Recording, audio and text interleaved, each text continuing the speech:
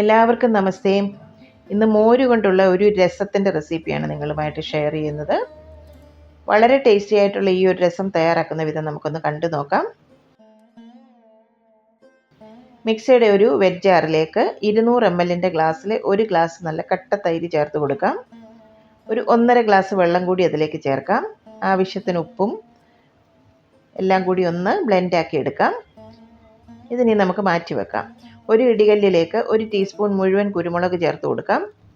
1/2 teaspoon ജീരകം, ഒരു ചെറിയ കഷ്ണം ഇഞ്ചി, ഒരു ചെറിയ കുടം വെളുത്തുള്ളി എടുത്തിട്ടുണ്ട്. ഇത് കഴുകി തൊലിയോടുകൂടി തന്നെ ഇതിലേക്ക് ചേർത്ത് കൊടുക്കാം. എല്ലാം കൂടി ഒന്ന് ചതച്ചെടുക്കാം.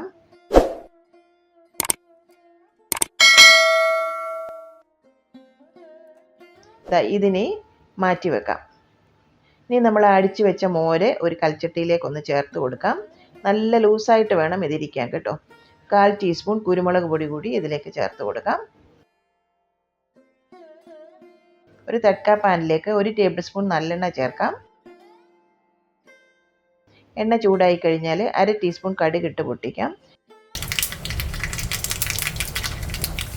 കടുക് പൊട്ടിയാൽ 3 ചെറിയ ഉള്ളി അരിഞ്ഞതും ചേർത്ത് ചുവക്ക മൂപ്പിക്കാം.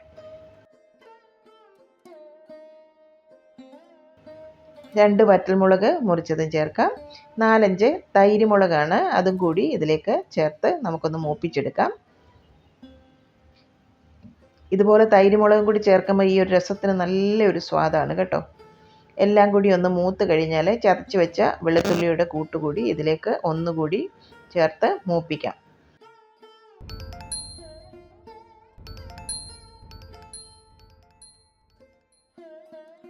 2 പച്ചമുളക് മുറിച്ചതും കൂടി ചേർക്കാം.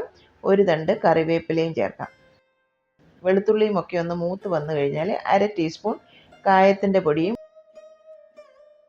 1/4 ടീസ്പൂൺ ഉലുവാപ്പൊടിയും കൂടി ചേർത്ത് ചൂടാക്കി ചൂടോടുകൂടി തന്നെ നമുക്കിത് മോരിലേക്ക് ചേർത്ത് കൊടുക്കാം.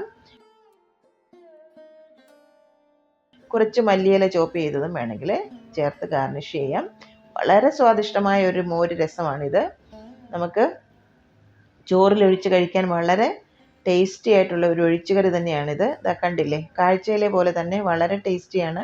ഈ ഒരു വീഡിയോ നിങ്ങൾക്ക് ഇഷ്ടമായാൽ നിങ്ങളുടെ സിൻസിയറായിട്ടുള്ള കമൻസൊക്കെ കമൻറ്റ് ബോക്സിൽ 2 വരി ഒന്ന് എഴുതാൻ മറക്കണ്ട. അമ്മയുടെ ഇന്നത്തെ റെസിപ്പി നിങ്ങൾക്ക് ഇഷ്ടമായെങ്കിൽ ഈ വീഡിയോ നിങ്ങൾ തീർച്ചയായും ലൈക്ക് ചെയ്ത് ഷെയർ ചെയ്യണം. ഒപ്പം തന്നെ കറി വിത്ത് അമ്മ സബ്സ്ക്രൈബ് ചെയ്യാനും ബെൽ ഐക്കൺ ക്ലിക്ക് ചെയ്യാനും മറക്കരുത്. പെട്ടെന്ന് തന്നെ ഞാനും അമ്മയും മറ്റൊരു റെസിപ്പിയുമായി എത്തും. അതുവരേക്കും നന്ദി. Good bye.